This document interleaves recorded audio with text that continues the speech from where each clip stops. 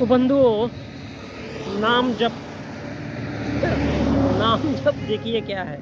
कुर्सी कुर्सी कुर्सी, टेबल टेबल टेबल, बिल्ली बिल्ली बिल्ली और पेड़ पेड़ पेड़ को यदि बार बार बार बार बार बार याद किया जाए।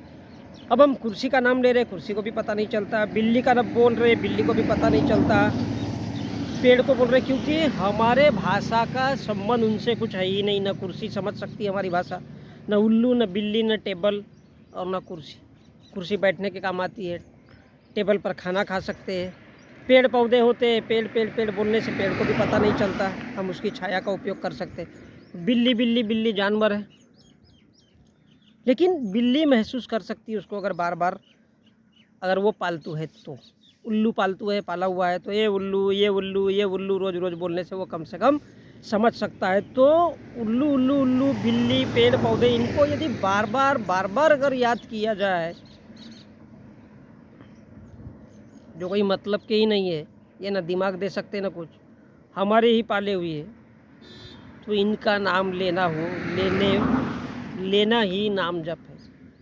ना उल्लू इंसानों को कुछ दे सकता है, न बिल्ली, न पेड़, न टेबल, न कुर्सी। इसी प्रकार पत्थर को हम बार बार याद करते हैं तो वो भगवान बन जाता है, और इसी को नाम जप कहते हैं। काहे का जबरदस्ती का नाम लेने का भाई। और यही बात तो भक्तों के दिमाग में भरी जाती है। भक्त यानी कौन? उनको मूर्ख नहीं बोला जा सकता, वो टैलेंटेड लोग होते हैं। वो यही भक्त है जो पैसा कमाने वाले के पीछे चमचागिरी में लगे रहते हैं, उन्हीं को भक्त कहा जाता है।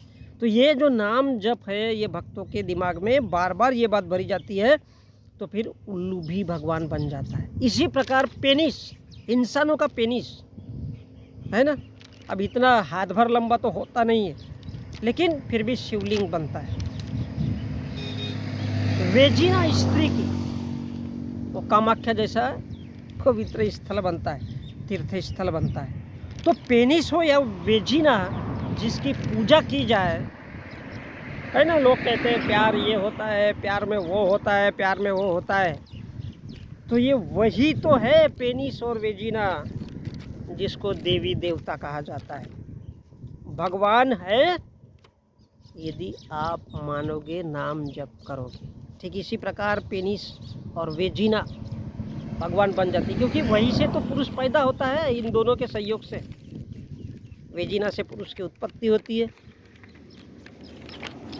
जब एक पुरुष उस वेजिना में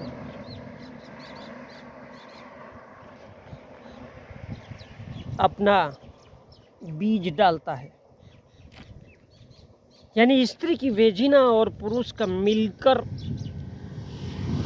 यानी स्त्री की वेजिना और पुरुष का पेनिस मिलकर,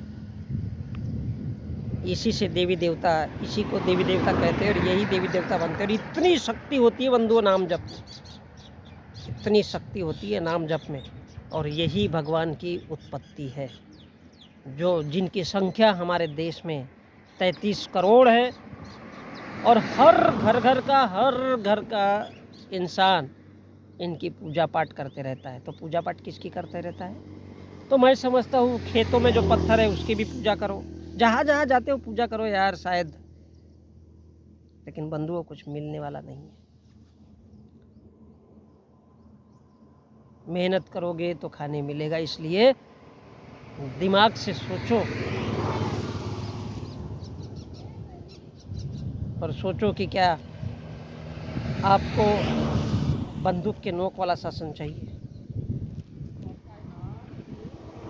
क्या आपको ऐसा शासन चाहिए कि कोई भी बंदूक लेकर के आए और सरेआम आपकी माताओं बहनों के साथ बलात्कार करे और खड़े खड़े चले जाए, और आप आंखों के सामने देखते रहो, और लोग वो कहे कि नहीं ये इस इलाके का जमींदार है, ये इस इलाके का ठेकेदार है, ये इस देश का सबसे बड़ा व्यापारी है?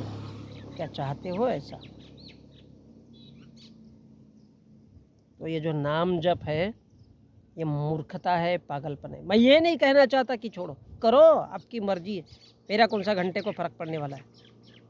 अगर आपको मूर्ख बने रहना है तो बिंदास करो, मेरे को क्या लेना देना। लेकिन समझने जानने के बावजूद भी अगर जो इंसान नहीं समझे, तो उससे बड़ा जानवर और कोई इस धरती पर है ही नहीं। जब ये बात समझ में आए फिर भी वो उस बात को मानता रहे तो इससे बड़ा जानवर तो इस धरती पर कोई हो नहीं सकता। और यही सबसे बड़ी वजह है कि धरती पर टायरानासोर